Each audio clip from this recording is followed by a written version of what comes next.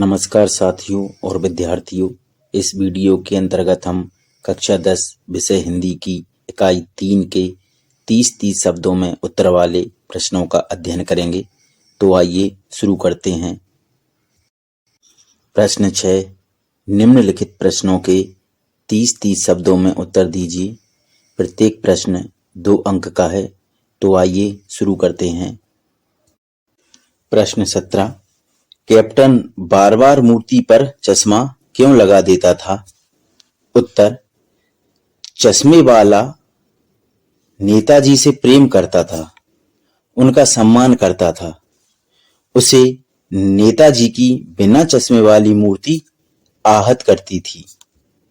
वह अपने स्तर से देश के नायकों को सम्मान देकर देश सेवा कर रहा था, इसलिए वह नेताजी की मूर्ति पर चश्मा लगाता था। अर्थात जो चश्मे वाला था वह नेताजी की मूर्ति का चश्मा बदलता रहता था। वह इसलिए बदलता था क्योंकि वह मूर्ति का सम्मान करता था, नेताजी का सम्मान करता था। नेताजी चश्मा लगाते थे, लेकिन उनकी मूर्ति पर कारीगर ने चश्मा नहीं बनाया, जो कि उनका अपमान था। इसलिए वह उनको सम्मान देने के लिए चश्मा बदलता रहता था। वह अपने स्तर से देश की सेवा कर रहा था, देश के नायकों को सम्मान दे रहा था। अगला प्रश्न है 18वां, बाल गोविंद भगत की पुत्रवधू उन्हें अकेले क्यों नहीं छोड़ना चाहती थी? उत्तर, बाल गोविंद भगत ने अपने बेटे के श्राद्ध की अवधि पूरी होने के बाद पुत्रवधू के भाई को बुला लिया था। पुत्रवधू की दूसरी शादी करने का आदेश देते हुए उसे अपने साथ ले जाने को कह दिया था, जबकि इधर उनकी पुत्रवधू रो रो कर जाने से मना कर रही थी। उसका कहना था कि मैं चली जाऊंगी तो बुढ़ापे में कौन आपके लिए भोजन बनाएगा, बीमार पड़े तो कौन एक चुल्लू पानी देगा। इसलिए बाल गोविंद भगत की पुत्रवधू उन्हें अकेले नहीं छोड़ना चाहती थी। प्रश्न में पूछा गया है कि बाल गोविंद भगत की पुत्रवधू बाल गोविंद भगत को अकेला छोड़कर क्यों नहीं जाना चाहती थी? तो उत्तर में बताया गया है कि जब बाल गोविंद भगत के बेटे की मृत्यु हो जाती है और वह बेटे का श्राद्ध पूरा कर देते हैं, तो वह पुत्रवधू के भाई को बुला लेते हैं और उससे कहते हैं तुम अपनी बहन को ले जाओ और इसकी दूसरी शादी करवा देना। लेकिन वह पुत्रवधू जाने से मना कर रही थी, रो रही थी कि मैं चली जाऊंगी तो बुढ़ापे में आपकी सेवा कौन करेगा, आपके लिए भोजन कौन बनाएगा, आप बीमार पड़े तो आपको पानी कौन देगा। जबकि बाल गोविंद भगत उसकी बात नहीं माने और उससे बोलते हैं तुम नहीं जाओगी तो मैं ही घर छोड़कर चला जाऊंगा। और इस तरह उनके बेटे की पत्नी अर्थात उनकी पुत्रवधू चली जाती है। प्रश्न 19वां, बाल गोविंद भगत ने अपने बेटे की मृत्यु पर अपनी भावनाएं किस तरह व्यक्त की? उत्तर, बाल गोविंद भगत अपने बेटे की मृत्यु पर उसके सबके पास बैठकर गीत गाए जा रहे थे। गाते गाते कभी पतोहू के पास चले जाते और उसे रोने के बदले उत्सव मनाने को कहते। उनका मानना था कि मनुष्य की मृत्यु के पश्चात आत्मा परमात्मा के पास चली जाती है। गृहिणी अपने प्रेमी से जाकर मिल जाती है। भला इससे बढ़कर आनंद की कौन सी बात हो सकती है। यह उनका परम विश्वास था, जो हमेशा ही मृत्यु पर विजयी होता आया है। प्रश्न में पूछा गया है कि जब बाल गोविंद भगत के बेटे की मृत्यु हो जाती है तो वह किस तरह अपनी भावनाएं प्रकट करते हैं। उत्तर में बताया गया है कि जब बाल गोविंद भगत के बेटे की मृत्यु हो जाती है तो वह अपने बेटे के सबके पास बैठकर गीत गाते हैं। वह मृत्यु का उत्सव मनाते हैं, क्योंकि कबीरदास जी से यही शिक्षा मिली थी कि आत्मा परमात्मा से बिछड़ी हुई है, वह उससे मिलना चाहती है और मृत्यु के पश्चात यह मिलन संभव हो सकता है। इसलिए वह अपनी पतोहू से भी कहते थे कि तुम रोना बंद करो और मृत्यु को उत्सव मानो। आत्मा परमात्मा से मिल गई है, गृहिणी अपने प्रेमी से जाकर मिल गई है, इससे बढ़कर और आनंद क्या हो सकता है। यह उनका विश्वास था जो मृत्यु पर हमेशा विजयी होता आया है। अगला 20वां प्रश्न, बाल गोविंद भगत के मधुर गायन की विशेषताएं लिखिए। उत्तर, वह कबीर के सीधे साधे पद गाते समय उनको सजीव कर देते थे। उनके स्वर तरंग की झनकार कानों में जब पड़ती थी तो जादू सा काम करती थी। यह जादू लोगों को झूमने पर मजबूर कर देता था। उनका स्वर मोहक, ऊंचा व आरोही होता था। बाल गोविंद भगत की संगीत साधना का चरमोत्कर्ष उनके बेटे की मृत्यु पर देखा गया। बाल गोविंद भगत के गायन की विशेषता यह थी कि वह कबीर के सीधे साधे पद गाते थे और जो भी पद गाते थे वह उसे सजीव बना देते थे।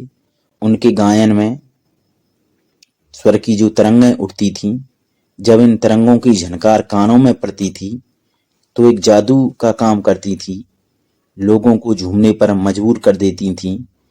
जैसे हलवाहों के पैर या रोपनी करने वाले लोगों की उंगलियां उसी लय में चलने लगती थीं। उनका स्वर जो होता था वह मोहक होता था, मोहने वाला होता था, ऊंचा होता था और धीरे धीरे आरोही क्रम में बढ़ता जाता था। बाल गोविंद भगत की संगीत साधना का चरमोत्कर्ष उस समय देखने को मिला जब उनके बेटे की मृत्यु हो गई थी और उस समय भी वह बड़ी तल्लीनता के साथ कबीरदास जी के भजन गा रहे थे, आत्मा को परमात्मा से मिलाने वाले गीत गा रहे थे। अगला 21वां प्रश्न है, बाल गोविंद भगत की दिनचर्या लोगों के अचरज का कारण क्यों थी? उत्तर, बाल गोविंद भगत साधु की परिभाषा पर बिल्कुल खरे उतरने वाले एक गृहस्थ इंसान थे। वह कबीर को साहब मानते थे और उनके आदेशों पर चलते थे। वह किसी की चीज नहीं छूते, ना बिना पूछे व्यवहार में लाते। इस नियम का वह इतनी बारीकी से पालन करते कि लोगों को अचरज होता था। तो बाल गोविंद भगत की जो दिनचर्या थी, उनका जो व्यवहार था, वह लोगों में अचरज पैदा करता था। बाल गोविंद भगत थे तो साधु, लेकिन वह गृहस्थ जीवन जीते थे। साधु की जो परिभाषाएं होती, साधु के जो गुण होते हैं, वह सभी बाल गोविंद भगत में थे। वह एक नियम का बड़ी कड़ाई से पालन करते थे कि वह किसी की चीज को बिना उससे पूछे नहीं छूते थे और अगर उपयोग में लाना होता था उस चीज को तो वह उसके बारे में पूछ लेते थे। तो यह उनका नियम ही लोगों में अचरज का कारण था। अगला 22वां प्रश्न, बाल गोविंद भगत के मधुर गायन की विशेषताएं लिखिए। तो इसका उत्तर 20वें प्रश्न के उत्तर में हो चुका है। अगला प्रश्न नंबर 23, बाल गोविंद भगत की कबीर पर श्रद्धा किन किन रूपों में प्रकट हुई है? उत्तर, वह कबीर को साहब मानते थे, उनके गीतों को गाते और उनके आदेशों का पालन करते थे। वह गृहस्थ थे पर उनकी सब चीजें साहब की थी। खेतों में जो पैदा होता पहले उसे सिर पर लाद कर 4 कोस दूर कबीर के मठ पर ले जाते थे। फसल का कुछ हिस्सा मठ में भेंट के रूप में रख लिया जाता था। शेष हिस्सा वह प्रसाद के रूप में लेकर घर आ जाते और उसी में परिवार का गुजारा चलाते थे। अपने बेटे की मृत्यु के समय मृत्यु को उत्सव समझकर कबीर के भजन गाना उनकी कबीर के प्रति श्रद्धा और उनकी शिक्षा के प्रति विश्वास का सबसे बड़ा उदाहरण है। प्रश्न में पूछा गया है कि बाल गोविंद भगत की कबीर पर जो श्रद्धा है वह किन किन रूपों में है। तो उत्तर में कई रूप बताए गए हैं। एक तो वह कबीर के गीत गाते हैं, उनके आदेशों का पालन करते हैं, जीवन में कबीर दास जी द्वारा जो आदर्श बताए हैं उनके हिसाब से चलते हैं। वह कबीर को साहब मानते हैं अर्थात ईश्वर मानते हैं और उनके पास जो कुछ भी है वह सब कुछ कबीरदास जी का ही मानते हैं, उनका ही दिया हुआ मानते हैं। खेत में वह जो कुछ भी पैदा करते थे उसे अपने सिर पर लेकर कबीरदास जी के मठ पर चले जाते थे और मठ को भेंट स्वरूप वह सामग्री दे देते थे। जो शेष बची सामग्री होती थी वह प्रसाद के रूप में घर पर ले आते और उसी से अपने परिवार का गुजर बसर करते थे। जब उनके बेटे की मृत्यु हुई तो उस समय भी वह कबीर के भजन गा रहे थे और उस समय कबीर के प्रति उनकी श्रद्धा देखने को मिली कि कबीरदास जी ने बताया है आत्मा परमात्मा है और मृत्यु के बाद आत्मा परमात्मा से मिल जाती है, तो इसमें दुख नहीं उत्सव मनाना चाहिए क्योंकि गृहिणी अपने प्रेमी से जाकर मिल गई है। तो जीवन भर वह कबीरदास जी के भजन गाते रहे और उनके आदेशों का पालन करते रहे। इस रूप में बाल गोविंद भगत की कबीरदास जी के ऊपर श्रद्धा देखी जा सकती है। अगला 24वां प्रश्न, गांव का सामाजिक सांस्कृतिक परिवेश आषाढ़ चढ़ते ही उल्लास से क्यों भर जाता है। उत्तर, आषाढ़ का महीना बारिश का महीना होता है। इसकी रिमझिम में सारा गांव खेतों में काम करता है। कोई हल चला रहा होता है, कोई रोपनी कर रहा होता है। धान के खेतों में बच्चे खेल रहे होते हैं। आसमान बादल से घिरा होता है। धूप बिल्कुल भी नहीं होती, ठंडी हवा चल रही होती है। औरतें अपने पुरुषों को खिलाने कलेवा लेकर आती हैं और मेड़ों पर उनका इंतजार कर रही होती हैं। इस तरह सभी अपने कामों में लगे होते हैं। चारों तरफ मन प्रसन्न करने वाली हरियाली होती है। सभी अच्छी फसल आने की उम्मीद से भरे होते हैं। इसलिए गांव का सामाजिक सांस्कृतिक परिवेश आषाढ़ चढ़ते ही उल्लास से भर जाता है। प्रश्न में पूछा गया है कि आषाढ़ का महीना आते ही गांव का सामाजिक और सांस्कृतिक परिवेश उल्लास से क्यों भर जाता है। तो इसका उत्तर यह है कि आषाढ़ का महीना बारिश का महीना होता है। बारिश होती है, सब तरफ हरियाली होती है, खेतों में लोग काम करते हैं, कोई धान रोपता है, कोई हल चलाता है, बच्चे खेलते हैं। सारा आसमान बादलों से घिरा रहता है। धूप बिल्कुल नहीं होती, ठंडी हवाएं चलती हैं। औरतें खेतों में काम कर रहे पुरुषों को खाना लेकर आती हैं, मेड़ों पर उनका इंतजार करती हैं खाना खिलाने के लिए। इस तरह सभी लोग अपने कामों में लगे रहते हैं। प्रकृति का नजारा देखते ही बनता है। मन प्रसन्न करने वाली हरियाली होती है। सभी को फसल आने की उम्मीद होती है कि अच्छी फसल आएगी और इस तरह पूरा गांव, उसका सामाजिक परिवेश, सांस्कृतिक परिवेश उल्लास और उमंग से भरा रहता है। अगला 25वां प्रश्न, फादर की उपस्थिति देवदार की छाया जैसी क्यों लगती थी। उत्तर, देवदारू का वृक्ष बहुत ऊंचा और शीतल छाया से भरा होता है। उसके नीचे बैठने से शांति और आनंद का अनुभव होता है। इसी प्रकार का व्यक्तित्व फादर का था। वह करुणा और वात्सल से भरे हुए लगते थे। जिससे वह रिश्ता बनाते उससे तोड़ते नहीं थे। वह हंसी मजाक करते, कर्म करने के संकल्प से लोगों को भर देते। किसी भी उत्सव और संस्कारों में बड़े भाई और पुरोहित की तरह खड़े होकर आशीषों से भर देते थे। इसलिए लेखक को फादर की उपस्थिति देवदार की छाया जैसी लगती थी। प्रश्न में फादर की तुलना देवदार की छाया से की गई है। ऐसा इसलिए है क्योंकि देवदार का वृक्ष बहुत ऊंचा और शीतल छाया देने वाला होता है। ऐसा ही स्वभाव फादर का था। वह लोगों को करुणा और वात्सल्य देते थे। जैसे देवदार का वृक्ष छाया देता है जिसके नीचे लोग शांति का अनुभव करते हैं, फादर उत्सवों में और कार्यक्रमों में जाते और बड़े भाई, बुजुर्ग या पुरोहित की तरह खड़े रहते और लोगों को आशीर्वाद देते थे। तो इन्हीं कुछ कारणों की वजह से फादर की उपस्थिति देवदार की छाया जैसी लगती थी लेखक को। अगला 26वां प्रश्न, फादर बुल्के भारतीय संस्कृति के एक अभिन्न अंग हैं। किस आधार पर ऐसा कहा गया है? उत्तर, फादर बुल्के स्वयं को भारतीय कहते थे। उन्होंने भारत को अपनी कर्म भूमि बनाया।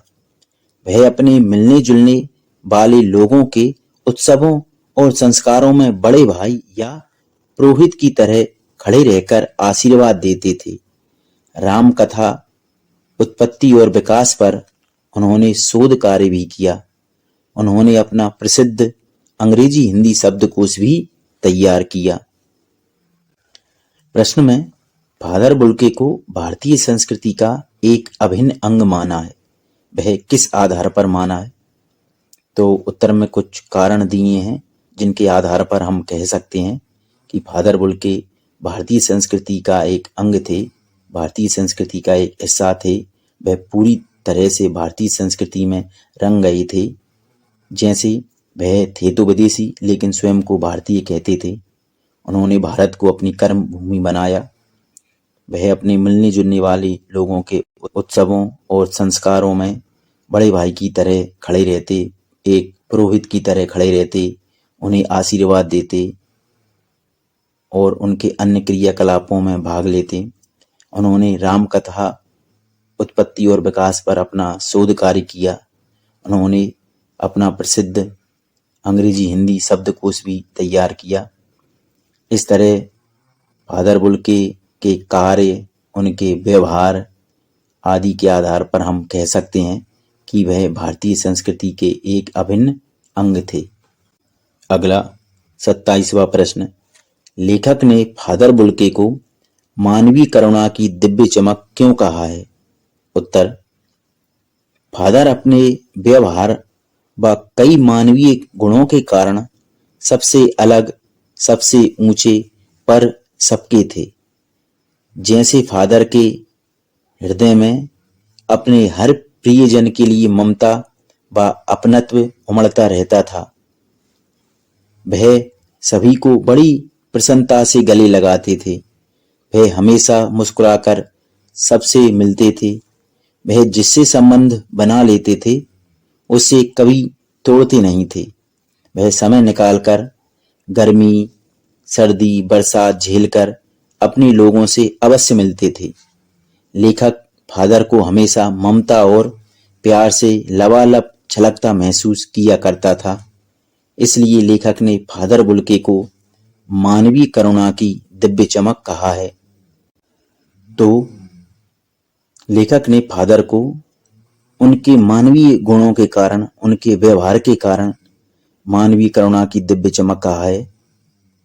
जैसे फादर जिससे भी मिलते थे बड़े प्यार और अपनेपन से मिलते थे। वह बड़े प्रसन्नता से लोगों को गले लगाते थे, मुस्कुराकर उनसे मिलते थे और जिससे संबंध बना लेते थे उससे कभी तोड़ते नहीं थे। अगर वह किसी दूसरे शहर में जाते और वहां कोई उनका मिलने वाला रहता था तो वह 2 मिनट का समय निकालकर उसके पास अवश्य जाते थे, चाहे कितनी ही सर्दी हो, गर्मी पड़ रही हो या बरसात हो रही हो। लेखक ने जब भी फादर को देखा उन्हें ममता और प्यार से भरा हुआ देखा। इसलिए लेखक ने कहा है कि फादर बुल्के मानवीय करुणा की दिव्य चमक हैं। वह सबसे अलग थे, वह व्यक्तित्व में सबसे ऊंचे थे, इस कारण उनको चमक कहा गया है। अगला 28वां प्रश्न है, नम आंखों को गिनना स्याही फैलाना है। पंक्ति का आशय स्पष्ट कीजिए। उत्तर, फादर विदेश से भारत आए थे और यहीं के होकर रह गए थे। उनके व्यवहार और मानवीय गुणों के कारण उनको चाहने वालों की कमी नहीं थी। उनकी मृत्यु पर लेखक ने विचार किया कि फादर ने शायद ही कभी सोचा था या नहीं कि उनकी मृत्यु पर कोई रोएगा या नहीं, क्योंकि वह विदेशी धरती से आए थे, पर उनकी मृत्यु पर रोने वालों की कोई कमी नहीं थी। लेखक ऐसे लोगों को गिनकर फादर की महानता पर स्याही नहीं फैलाना अर्थात व्यर्थ काम करना नहीं चाहते थे। नम आंखों को गिनना अर्थात रोने वालों की संख्या निकालना या रोने वालों को गिनना। तो लेखक फादर की मृत्यु पर रोने वालों को गिनना नहीं चाहते थे, क्योंकि यह गिनना व्यर्थ था। फादर की महानता पर कालिख लगाने जैसा था। लेखक सोच रहे थे कि फादर ने शायद ही कभी सोचा होगा कि उनकी मृत्यु पर कोई रोएगा या नहीं, पर उनकी मृत्यु पर रोने वालों की कमी नहीं थी, क्योंकि फादर थे तो विदेशी, लेकिन वह भारत के होकर रह गए थे और उनके व्यवहार और उनके गुणों ने यहाँ के लोगों में अपने प्रति प्रेम व सम्मान पैदा कर दिया था। इसलिए उनकी मृत्यु पर रोने वालों की कमी नहीं थी और ऐसे लोगों को गिनकर लेखक स्याही फैलाना नहीं चाहते थे, अर्थात व्यर्थ का काम करना नहीं चाहते थे। 29वां प्रश्न, फादर को याद करना एक उदास शांत संगीत को सुनने जैसा है। पंक्ति का आशय स्पष्ट कीजिए। उत्तर, लेखक ने फादर की मृत्यु के पश्चात उनको याद करने के संबंध में यह कहा है कि उनको याद करना किसी उदास शांत संगीत को सुनने जैसा है।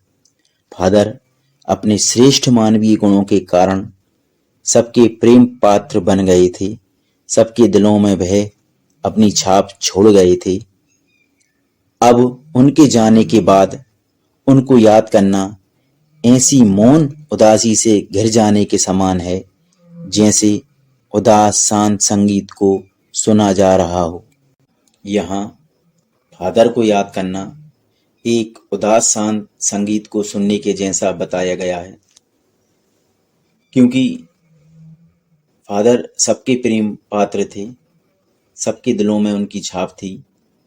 जब भी लोग उनको याद करते थे तो एक मौन और एक उदासी से भर जाते थे। ऐसा मौन और ऐसी उदासी जैसे किसी उदास संगीत को सुना जा रहा हो। तो इसी कारण फादर को याद करना एक उदास शांत संगीत को सुनने जैसा यहाँ पर लेखक ने बताया है।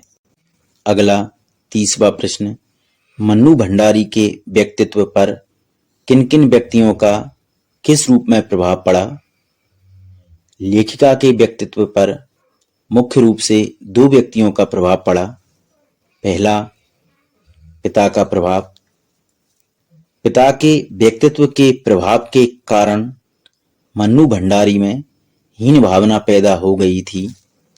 वह स्वयं में अपने पिता की कुंठाओं के रूप में व कहीं प्रतिक्रिया के रूप में झलक देखती थीं।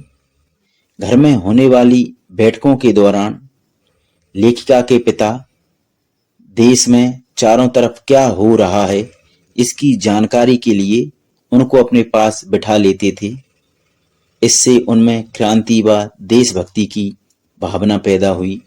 लेखिका मन्नू भंडारी का व्यक्तित्व दो लोगों के व्यक्तित्व से प्रभावित है। पहले हैं उनके पिता। उनके पिता गोरे रंग को महत्व देते थे, जबकि लेखिका का रंग काला था और वह इसी कारण हीन भावना से ग्रस्त हो गई थी। लेखिका ने जो उपलब्धियां हासिल की, उनकी चर्चा होने पर भी लेखिका को संकोच होता था।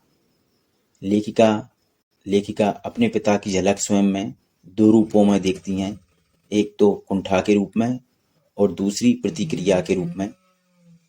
लेखिका के व्यक्तित्व पर उनके पिता का एक और प्रभाव पड़ा कि जब घर में गोष्ठियां होती थीं, चर्चाएं होती थीं, तो लेखिका के पिता उनको अपने पास बिठा लेते थे और देश में क्या हो रहा है इसकी जानकारी लेखिका को घर से ही मिलती रहती थी, जिससे उनके मन में देश की आज़ादी, देशभक्ति या क्रांति की भावना धीरे धीरे जन्म लेने लगी थी। अगला, प्राध्यापिका शीला अग्रवाल का प्रभाव। लेखिका की हिंदी प्राध्यापिका शीला अग्रवाल ने उनको साहित्य की दुनिया में प्रवेश कराया। प्राध्यापिका ने लेखिका की घर की चार दीवारी तक सीमित देश की स्थितियों की समझ को आगे बढ़ाकर सक्रिय भागीदारी में बदल दिया।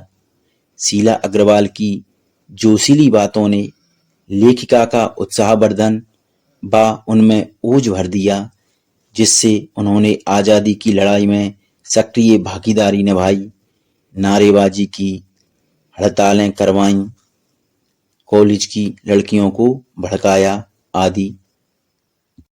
लेखिका के व्यक्तित्व पर दूसरा महत्वपूर्ण प्रभाव पड़ा उनकी हिंदी की प्राध्यापिका शीला अग्रवाल का। शीला अग्रवाल ने ही लेखिका को साहित्य की वास्तविक दुनिया में प्रवेश कराया। शीला अग्रवाल की जोशीली बातें लेखिका के मन में जोश भर देती थीं। उस समय लेखिका भी युवा थीं और वह आज़ादी की लड़ाई में कूद पड़ीं। वह नारे लगाती, हड़तालें करती, कॉलेज को बंद करवाती और आज़ादी की लड़ाई में अपना सक्रिय योगदान वह देने लगीं। तो इस तरह लेखिका के जीवन पर उनके पिता व उनकी टीचर शीला अग्रवाल का प्रभाव पड़ा। अगला 31वां प्रश्न, मन्नू भंडारी के पिता ने रसोई को भटियार खाना कहकर क्यों संबोधित किया है? उत्तर, रसोई को वह भटियार खाना इसलिए कहते थे क्योंकि उनके हिसाब से वहां लड़कियों को रखकर उनकी क्षमता और प्रतिभा को भट्टी में झोंककर खत्म करने के समान था। इसलिए वह अपनी पुत्री मन्नू भंडारी को रसोई से दूर रखते थे। मन्नू भंडारी के पिता रसोई को भटियार खाना कहते थे। जैसे भट्टी सब कुछ जलाकर राख कर देती है, उसी प्रकार लेखिका के पिता का मानना था कि रसोई भी लड़कियों की प्रतिभा को, उनकी क्षमता को नष्ट कर देती है।